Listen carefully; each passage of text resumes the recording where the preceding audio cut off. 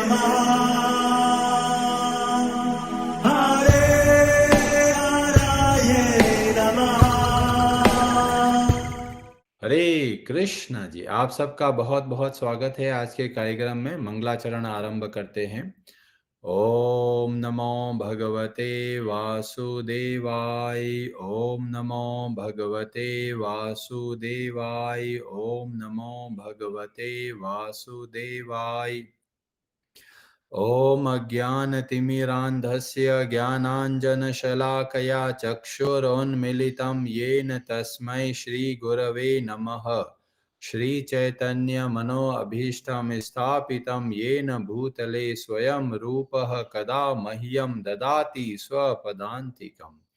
वन्देऽहं श्रीगुरो श्रीयुतपदकमलं श्रीगुरून् वैष्णवांश्च श्रीरूपं साग्रजातं सहगण रघुनाथान्वितं तं सजीवं साद्वैतं सावधूतं परिजनसहितं कृष्णचैतन्यदेवं श्रीराधाकृष्णपादान् सहगण ललिता श्रीविशाखान्वितांश्च नमः। ओम विष्णुपादाय कृष्णप्रेष्ठाय भूतले श्रीमते भक्तिवेदांत स्वामिनिति नामिने नमस्ते सारस्वते देवे गौरवाणी प्रचारिणे निर्विशेष शून्यवादी पाश्चात्य देश तारिणे नमो महावदन्याय कृष्ण प्रेम प्रदायते कृष्णाय कृष्ण चैतन्य नामने गौर त्विषे नमः। हे कृष्ण करुणा सिंधु दीन बंधु जगतपते गोपेश गोपिका कांत राधा कांत नमोस्तुते। तप्त कांचन गौरांगी राधे वृंदावनेश्वरी वृषभानुसुते देवी प्रणमामि हरि प्रिये। वाञ्छाकल्पतरुभ्यश्च कृपा सिन्धुभ्य एव च पतितानां पावनेभ्यो वैष्णवेभ्यो नमो नमः। जय श्री कृष्ण चैतन्य प्रभु नित्यानंद श्री अद्वैत गदाधर श्रीवासादि गौर भक्त वृंद। हरे कृष्ण कृष्ण कृष्ण हरे हरे हरे राम राम राम हरे हरे। कार्पण्य दोषोपहत स्वभाव पृच्छामि त्वां धर्म सम्मूढ़ चेताः।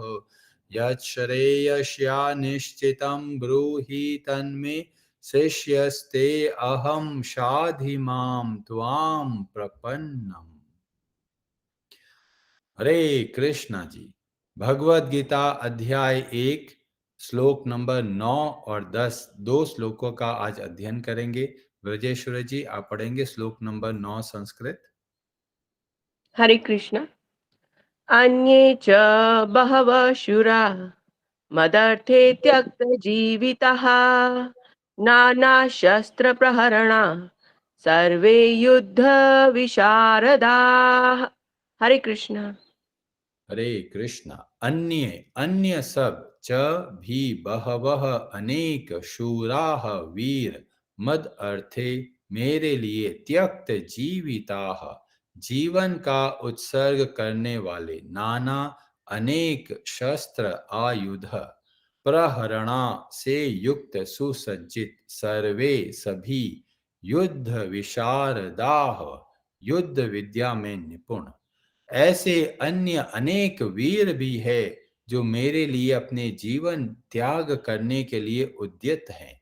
वे विविध प्रकार के हथियारों से सुसज्जित है और युद्ध विद्या में निपुण है। श्लोक नंबर 10 संस्कृत। ब्रजेश्वर जी पढ़ेंगे आप। हरे कृष्ण। अपर्याप्तं तदस्माकं बलं भीष्माभिरक्षितं पर्याप्तं त्व इदम् एतेषां बलं भीमाभिरक्षितम्।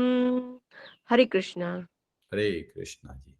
अपर्याप्तम अपरिमेय तत् वह अस्माकं हमारी बलम शक्ति भीष्म भीष्म पितामह द्वारा अभिरक्षितम भली भांति संरक्षित पर्याप्तम सीमित तो लेकिन इदम यह सब एतेषाम पांडवों की बलम शक्ति भीम द्वारा अभिरक्षितम भली भांति सुरक्षित। हमारी शक्ति अपरिमेय है और हम सब पितामह द्वारा भली भांति संरक्षित है, जबकि पांडवों की शक्ति भीम द्वारा भली भांति संरक्षित होकर भी सीमित है। हरे कृष्णा जी। तो यहाँ पर दुर्योधन और द्रोणाचार्य के बीच में बातचीत चल रही है और जो दुर्योधन का जो भाव है वह हमको देखने को मिलता है। यहाँ पर बोला गया मद अर्थे त्यक्त जीविता। जितने ये राजा लोग हैं वो सब किसके लिए आए? मद अर्थे, मेरे लिए आए हैं। और कैसे तैयार हो गए हैं? त्यक्त जीविता, अपने जीवन को मेरे लिए समर्पित करने को तैयार हो गए हैं। और बहवा बोला और भी बहुत सारे योद्धा है, जैसे बताया गया जयद्रथ, कृतवर्मा और शल्य। और श्लोक नंबर 10 में बताया गया कि जो दुर्योधन का मनोभाव है यहाँ पर फिर हमको देखने को मिलता है।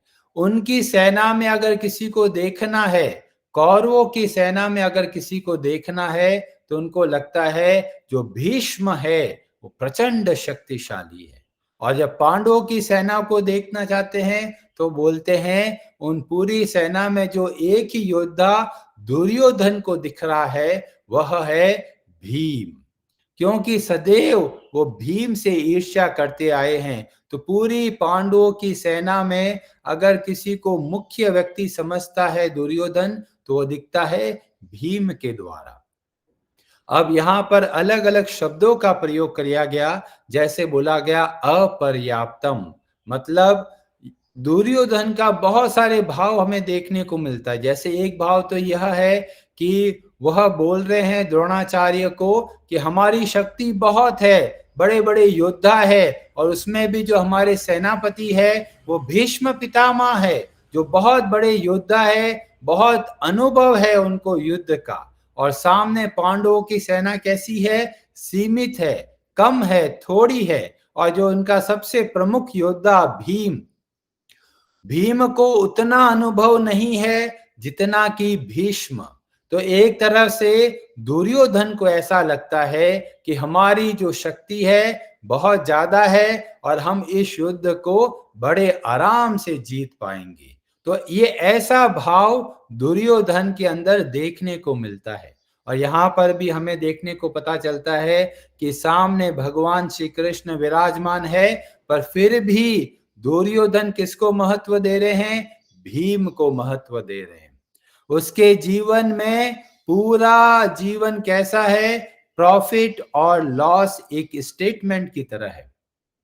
कितना संसाधन हमारे पास है उसके हिसाब से वो गणित लगा रहा है।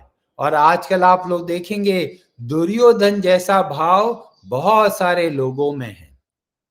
बहुत अच्छे से प्लानिंग करेंगे, हर काम को अच्छे से करेंगे, पर उनके जीवन में एक जो महत्वपूर्ण कार्य है भगवान के प्रति समय लगाना, वह गायब होता है।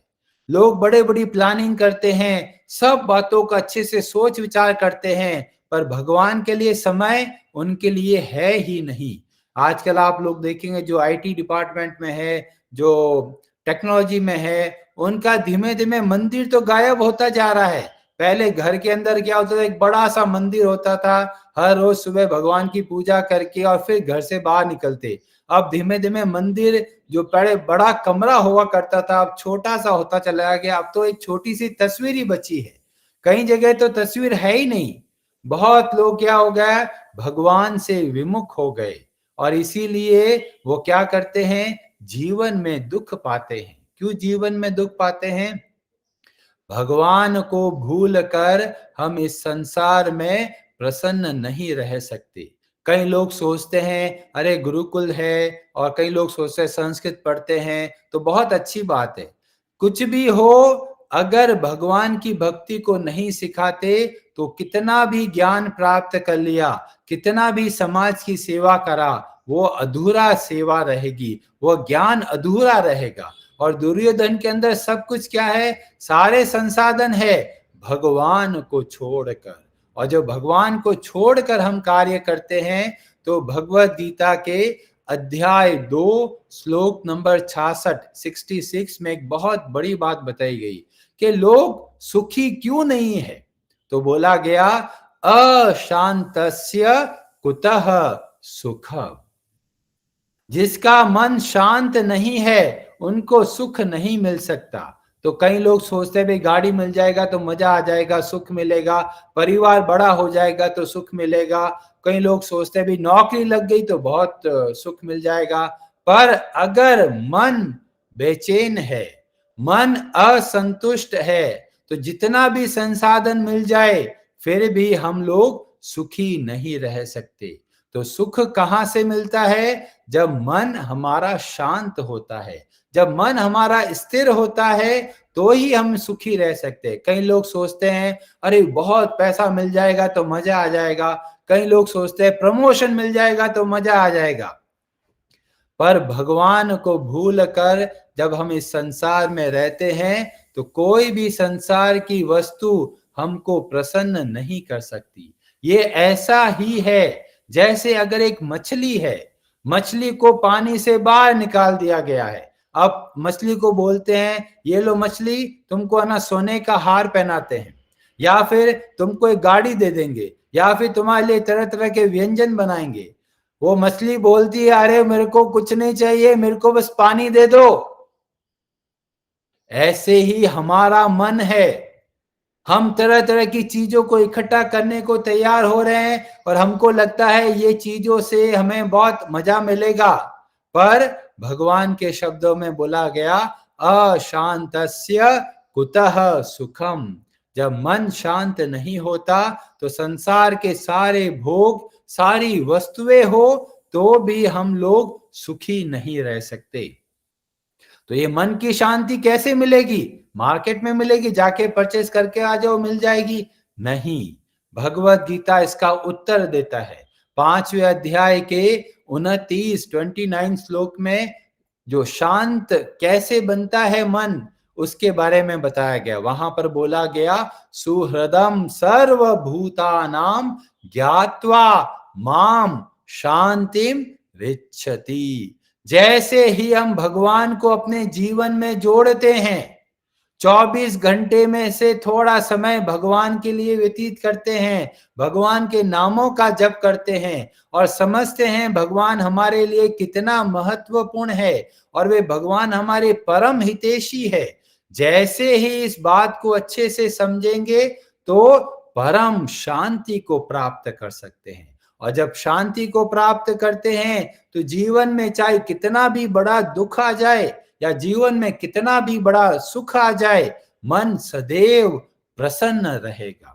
इस संसार में आकर हम जगह जगह वस्तुओं के पीछे भागने लग गए, हमें पता ही नहीं हमारी आवश्यकता क्या है, हम किसको चाहते हैं, किसके पीछे भाग रहे हैं।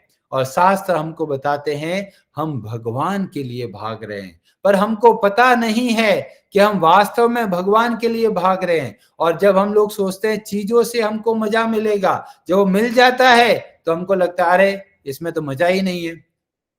पर जैसे ही हम अपने जीवन में भगवान को जोड़ते हैं तो हमको परम आनंद की प्राप्ति होती है, क्योंकि भगवान जो है वो परम आनंदमय है। जैसे ही भगवान हमारे जीवन में एंट्री करते हैं, पूरा जीवन बदल जाता है।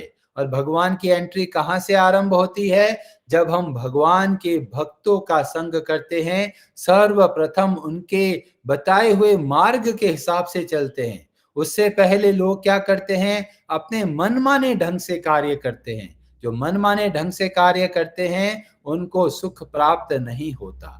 और भगवत गीता के सिद्धांतों को जब हम समझते हैं तो वास्तव में हमें पता चलता है भगवत गीता एक ऐसे प्रश्न का उत्तर देती है जिसके लिए हर एक व्यक्ति भटक रहा है, और वह यह है कि सुख कहाँ मिलेगा।